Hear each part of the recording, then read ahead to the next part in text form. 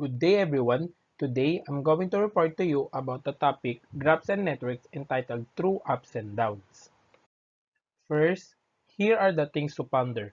After this presentation, we should be able to understand the basic concepts about graphs and networks, identify the contribution of one notable person, differentiate the types of graphs and networks, and lastly, we'll be able to understand the connection of everyday lives with graphs and networks.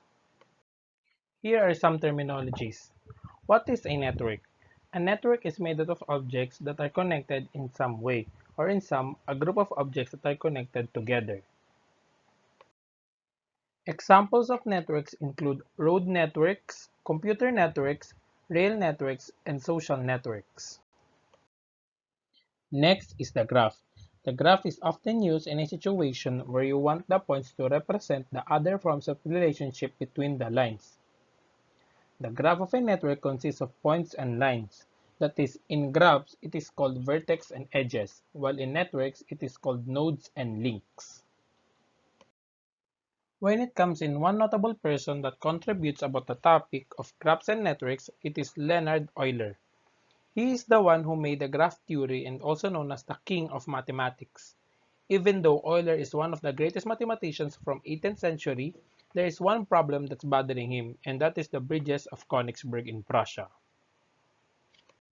The town of Königsberg in Prussia, but at the moment it is called Kaliningrad in Russia, was located on both sides of the Pregel River and included two large islands which were connected to the mainland by 7 bridges.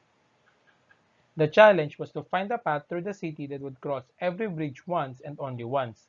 Euler has shown that the problem has no solution, but in doing so, he has made an important logical leap to point out that the choice of a route within each landmass is meaningless and the only important aspect is the sequence of the bridges crossed.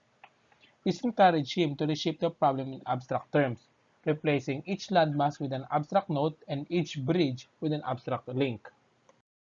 This resulted in a mathematical structure called a graph, a pictorial representation made up of dots or vertices connected by non-intersecting curves or arcs which can be skewed in any way without modifying the graph itself. In this way, Euler has been able to deduce that since the four land masses in the original problem are affected by an odd number of bridges, the presence of a walk over each bridge only leads inevitably to a paradox. If, on the other hand, Königsberg had a smaller bridge with even number of bridges leading to each piece of property, a solution would have been feasible. There are three types of graphs. There is undirected, directed, and mixed. Let's discuss first the undirected graph. Undirected graph is a graph that the nodes and edges have no direction, meaning each node acted independently and does not rely on each other. For example, Facebook friend. A is a friend of B and vice versa. Next example is siblings. Just like Facebook friends, A is a sibling of B. Their relation is called bidirectional, meaning they are both functioning at the same time.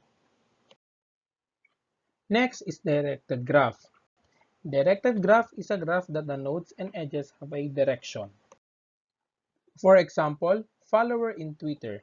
If A follows B, it doesn't mean that B have to follow back A. It means that they have a different function. Lastly, mixed graph. It is a graph that both directed and undirected graph are visible. Let's use this diagram as example.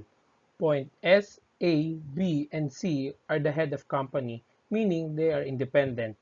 They will instruct points D, E, and F which are dependent on them, for they are their employees and so on and so forth.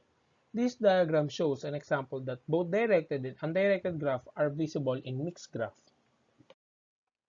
After all that discussion about graphs and networks, lastly, we will discuss on how it's connected to our everyday lives. First is the internet. The internet is a vast, virtual graph. Every vertex is an individual web page, and every edge means there is a hyperlink between two pages. Note that links go only one way, so this graph is guided. Some websites like Wikipedia or Facebook have a lot of incoming links, while many smaller websites might have very few incoming links. This is the underlying principle that Google uses to sort search results. Next is transportation and navigation. Whenever you make a phone call or load a page, network operators must find a way to connect the sender and the recipient without exceeding the ability of any particular cable or link. Graphics theory and probability make it possible to guarantee reliable service, for example, by seeking diversion when a specific connection is busy. Graphs also play an important role in transportation and navigation. All flight, train, and subway networks are graphics that can be used to create efficient timetables. One example of this is the map of the LRT and MRT station. Here are the references. Thank you for listening and have a good day.